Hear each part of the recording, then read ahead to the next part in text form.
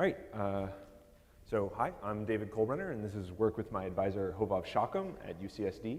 And today I'm going to be talking to you about a different type of side channel. We're going to be talking about timing side channels and browsers, and kind of more specifically, I'm going to be talking about building a browser that can provably mitigate timing attacks. And mitigate is an important word there. And to get to that, I'm going to talk about several different things. We're going to start with timing attacks kind of in the wild and some status of them in the context that we care about for this. And I'm going to talk about some mitigating techniques from the early 90s that came from the VAX secure operating systems design community. And then we're going to talk about how we can apply those techniques to browsers today. So we're going to start with timing attacks, relatively obviously. And browsers are vulnerable to timing attacks. Browsers kind of innately have a bunch of different privilege domains, and within those privilege domains, they have different types of secrets. They have user secrets, which are things like passwords and browsing history, or identity, as we just saw. They have system secrets, which are things like file system information, or the state of the cache. And they have origin secrets, which are private pieces of information to one origin that should not be given to another. And browsers also expose a detailed kind of interface to information about their execution to JavaScript. And they give access to a high precision timer, performance.now. And they also give things like the getAnimationFrame API, which in combination with timing information allows a page to determine how long a frame took to render. And since browsers compute and communicate between these different privilege levels and expose all this information, they kind of end up being innately vulnerable to a variety of timing attacks. And we've seen this historically.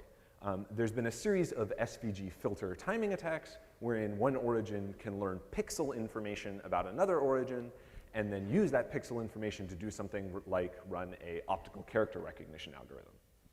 Additionally, recently we've seen JavaScript cache timing attacks, which have opened up kind of the entire space of cache timing to JavaScript. That sounds like it's going to be a lot of fun. And less excitingly, we have things kind of continuously like fingerprinting, de-anonymization, and history sniffing attacks. Now, browsers are aware, obviously, that they're getting hit with these different types of timing attacks. And this is from the Mozilla bug thread for Paul Stone's SVG timing attack. And the goal here that the engineers decided on was implementing constant time code in C++. And if you've ever tried to implement cross-platform constant time code in C++, you will know that this is an absolute nightmare. It does solve the problem, but it's very difficult.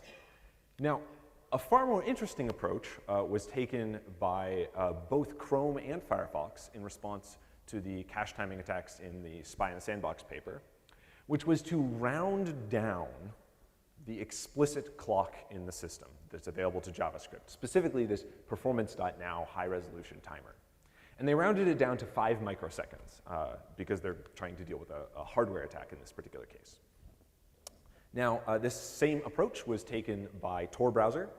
Tor browser has a different usability and privacy trade-off, obviously. And so they chose 100 milliseconds as the granularity that they wanted to round the clock down to. And the idea here is they're trying to prevent a large class of timing attacks by removing the ability of the attacker to measure fine-grained time.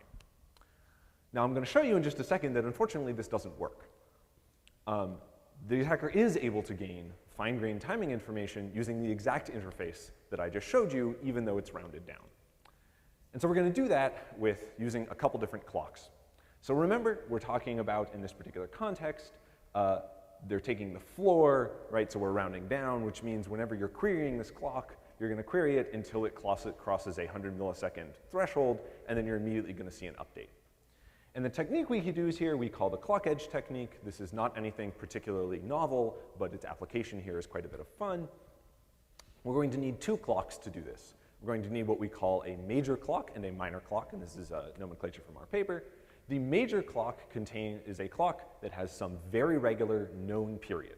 So let's pretend it's something like our performance.now rounded down clock. It's got a 100 millisecond period. We then need what we call a minor clock. The minor clock has some high rapid period, but we don't necessarily know what it is. Additionally, it's likely that running the minor clock will load the system, and we can't kind of query it whenever we want. So a good example here would be an incrementing for loop that we can just check the index on. So the first thing we're going to do is determine how fast the minor clock is running by lining up on a major clock edge, starting the minor clock, running it till the next major clock edge. We then count the number of minor clock edges we saw, so let's pretend we saw 8. And then when we want to time some target event, we're going to again line up on the start of a major clock edge. We're going to start this target. When the target completes, we're going to start the minor clock and wait until the next major clock edge again. And then if all we did was look at the major clock, we would say we saw one edge, so 100 milliseconds.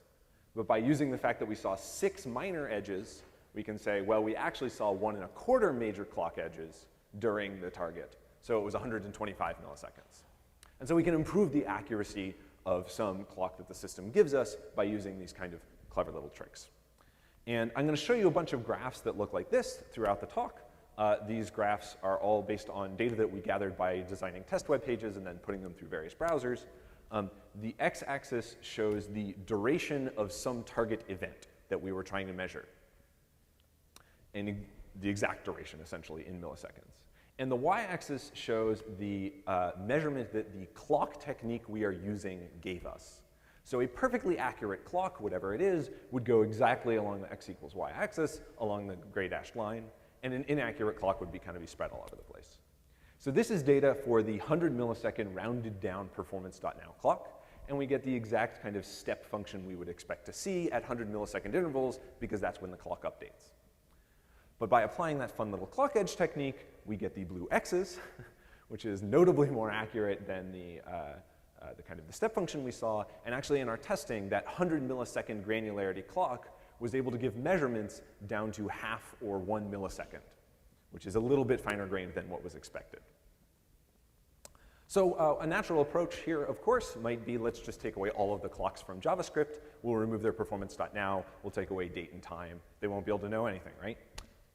Unfortunately, browsers have a lot of features, and it turns out that a lot of those features can be used to make implicit clocks in the system.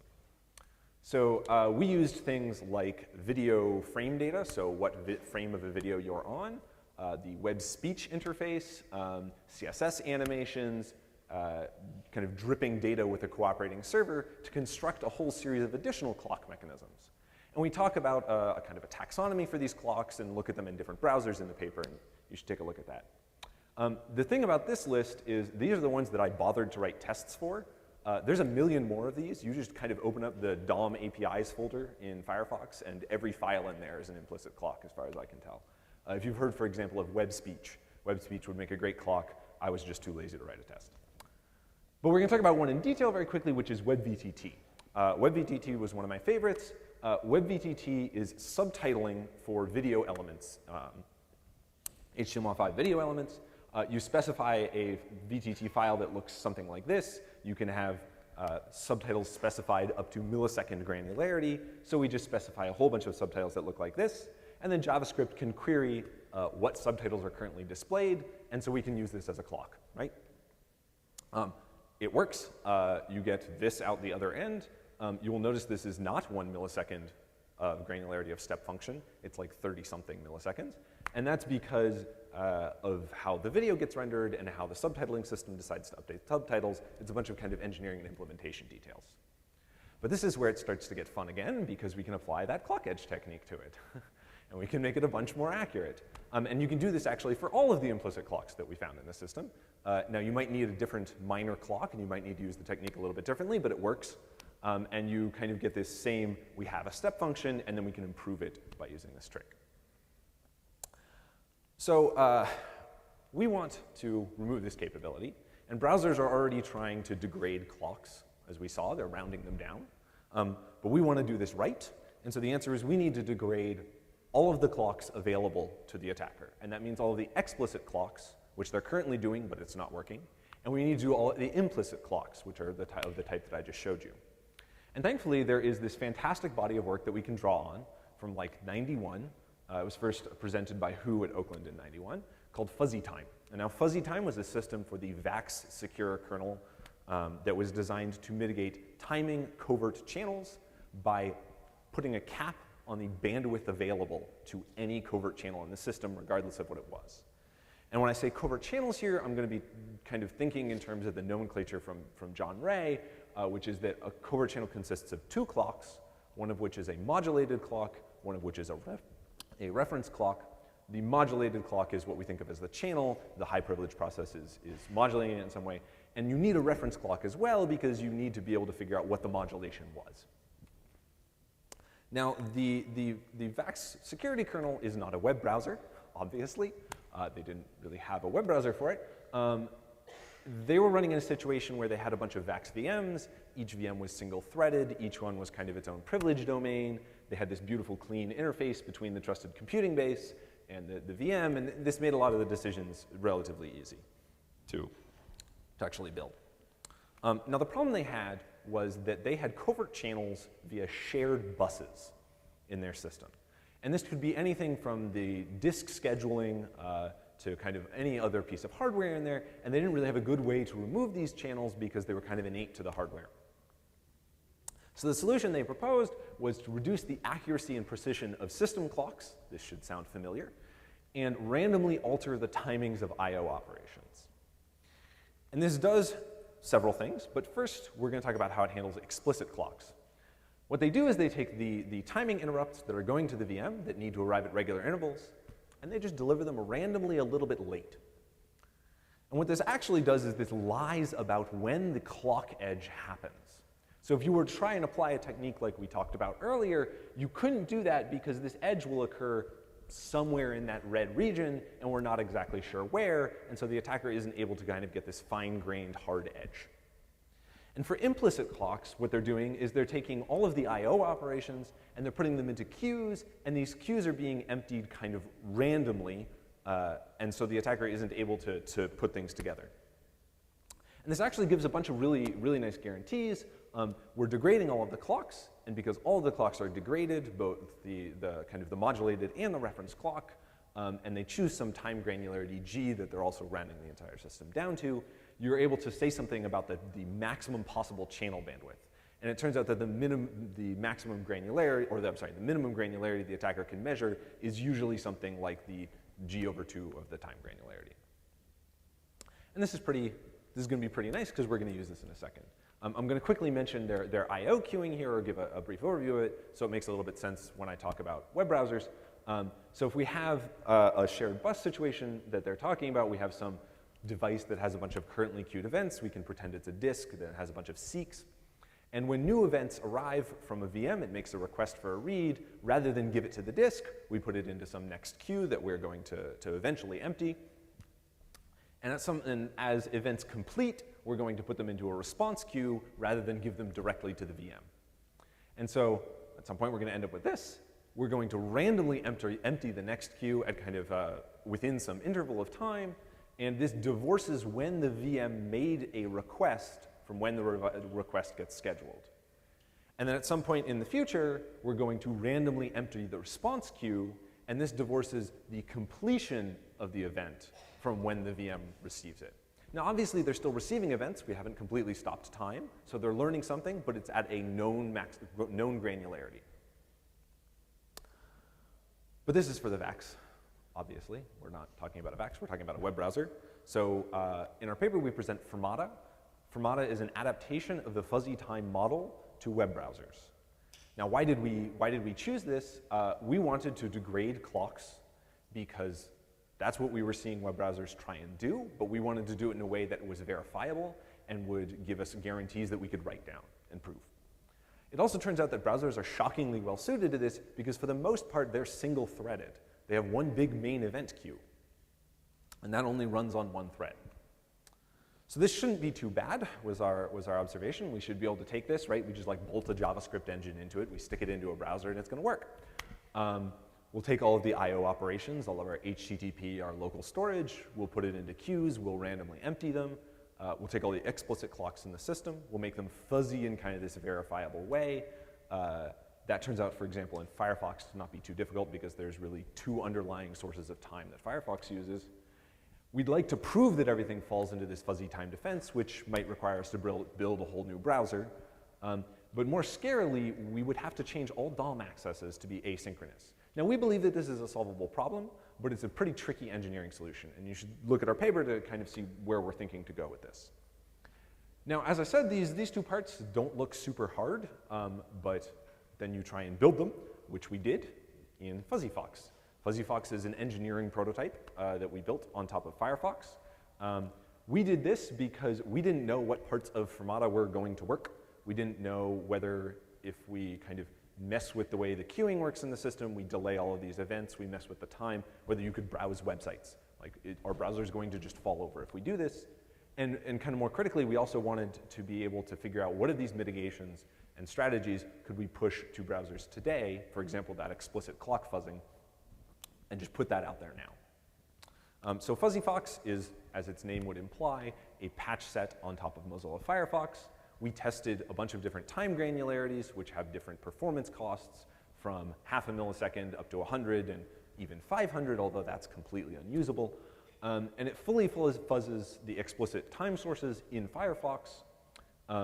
It breaks the main thread into these implicit queues, and we delay all going out HTTP start. Now that's a much shorter list than all I/O operations, and that's because Fuzzyfox is designed to test whether or not these ideas can function, and it's not designed to be a provable system like Fermata is. So I'm going to talk about how we did the main thread queuing briefly here, because it has some implications for how the system functions. What we would like is to break the main Firefox event queue into kind of an infinite series of multiple queues, where there's some queue that we're currently executing on that has events we've finished, has some we need to do, one that we're doing right now, and then anytime a new event would show up, it would go into the next queue. And then at some point in the future, we would randomly empty the next queue into the current queue, just like we saw with the fuzzy time model. After talking to the Mozilla engineers and looking at it ourselves, this was not going to happen. Firefox was not going to be amenable to us destroying their entire queuing model. But we realized after some thought and talking to Mozilla engineer Kyle Huey, who was a great help on this, that what we actually wanted was we wanted a randomized pause between when we finished these events and when these events were allowed to execute. And so instead of having multiple queues, we can just take all of our queues, smash them together, and schedule a pause event in the middle. It's the same thing, essentially. So that's what we did. We built an event we call the pause task that kind of runs the entire fuzzy time system inside of Fuzzyfox. And as we're executing, what happens is we eventually hit this pause. The pause waits a randomized period of time based on the time granularity and some other parameters, and then it schedules the next pause. And what this does is this implicitly splits up the execution of Firefox into multiple queues, and then we can say things about those queues. So as we're executing then along further, we'll get new events and they'll show up, but implicitly this is actually something like 3 queues, one we've completed, a randomized pause, one we're working on, randomized pause, and then another queue. And between these pauses, time does not advance as far as JavaScript is able to tell. So anybody executing JavaScript in one of these events is unable to determine kind of any timing information between the pauses. And these are, essentially therefore clock epochs. Now, as I said, the implementation of this turns out to be a little bit tricky. It needs to do things like randomly sleep, possibly design retroactive information. It needs to update all of the clocks, flush all of the different queues, or decide when to do them and schedule the next pause. And you should look at the paper for details on how we made the decisions and why.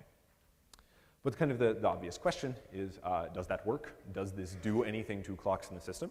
And thankfully, the answer is yes, it does. So this is a comparison of that exact performance.now rounded down clock I showed you earlier.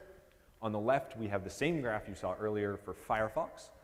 And on the right, we have effectively the same attack code running in Fuzzyfox.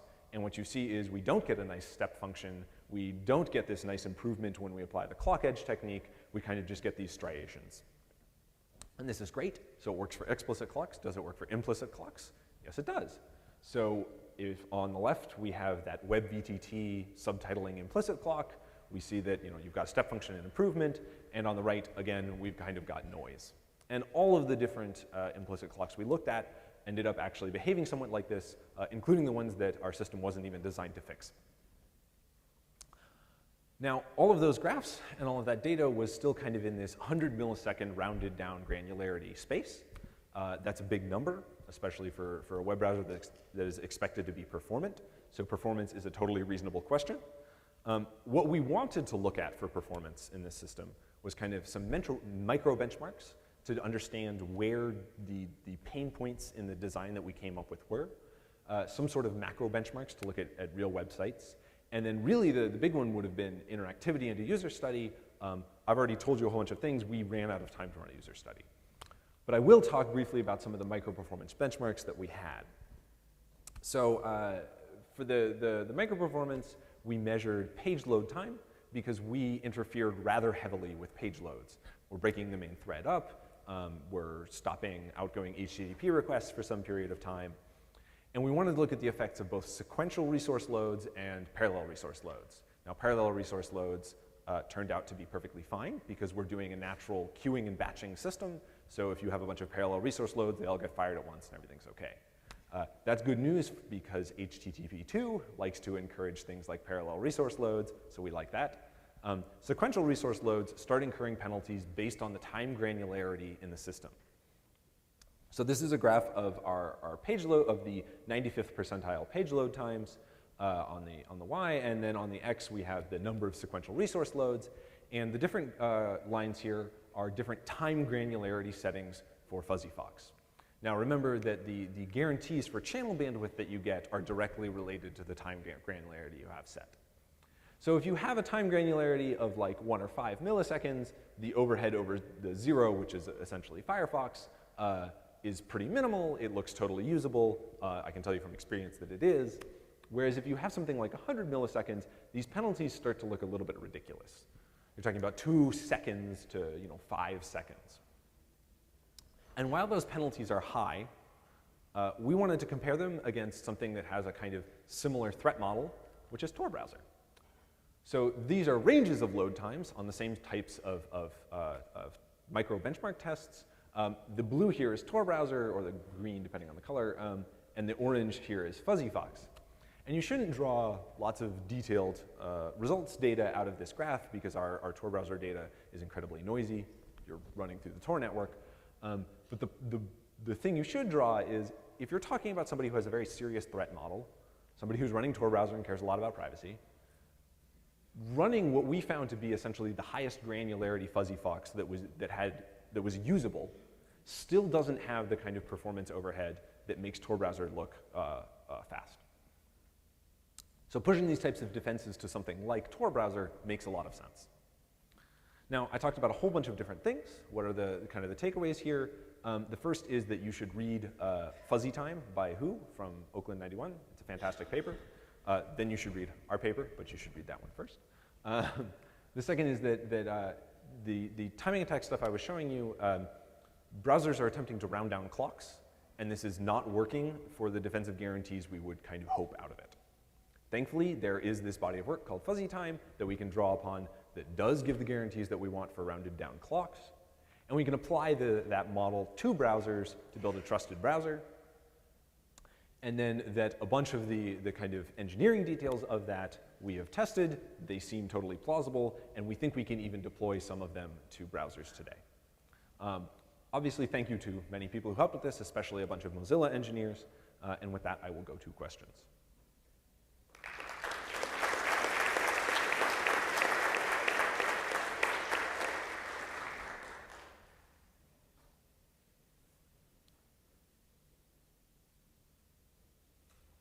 Dan Wallach, Rice University. I really like this work, and I'm curious how it interacts with animations and games that want to look at the clock at a very fine resolution so that way they can get smooth animation.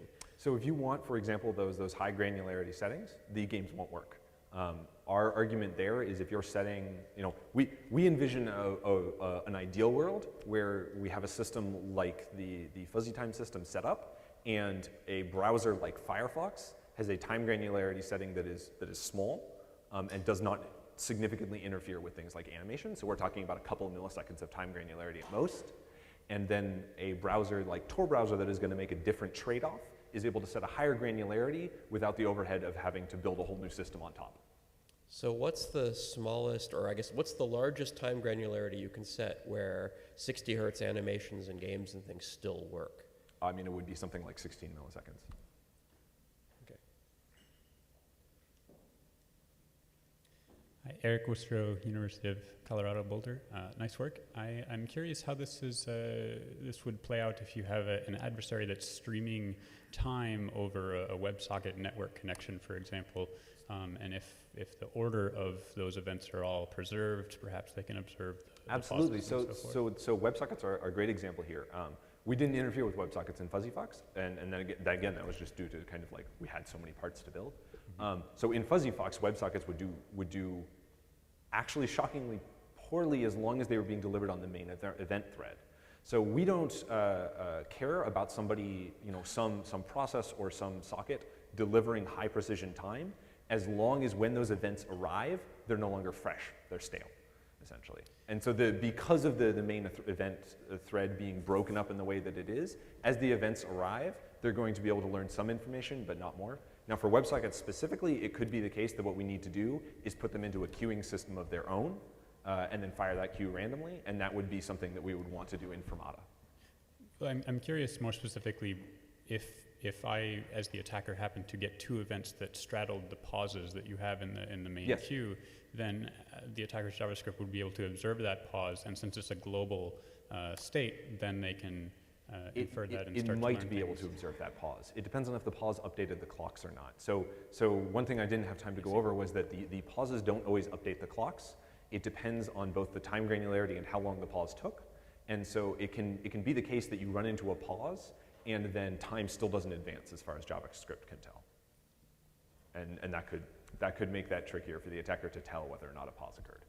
I see, but eventually there will be sort of queuing that happens up with the Right. So data. eventually, and that gets back to kind of one of the core assumptions of this, which is that the attacker does learn information. They just learn it at a rate that we know what they're learning it at. Cool. Thanks. Hi, Dev from Dropbox. I love this work, it's fascinating. I was curious, I'm trying to get a sense of how important this model that the browser has a single event queue was to the mitigations, because I think some modern browsers are moving, and in general we have many more event queues even in Firefox, but like Chrome is moving to a multi-process, like each iframe in a separate process. How will that impact? I could just have a separate iframe that's only doing WebSockets. It ends up depending entirely on the shared state problem. So for example, JavaScript is currently considering adding shared memory. That would destroy this entire model because then separate JavaScript threads one of them could act as a clock and increment memory. So if the browser splits up the main event thread processing into multiple queues, and we interdict on all of those queues in the same way that we currently are, and they don't have synchronous communication, we're fine. If that communication ends up being synchronous, we run into a shared state problem, and the defense starts to have issues. But separately adding noise to each event queue, like right now your impact on usability and performance is lower because that impact is shared across multiple. But if you add noise separately to each event queue, I feel like the usability or performance would have a much worse impact, or am I misunderstanding something? I am not sure because obviously we let's haven't been able to test that. I would suspect that you could get it to something that looks like the current impact. Okay, thanks. All right, let's thank the speaker again.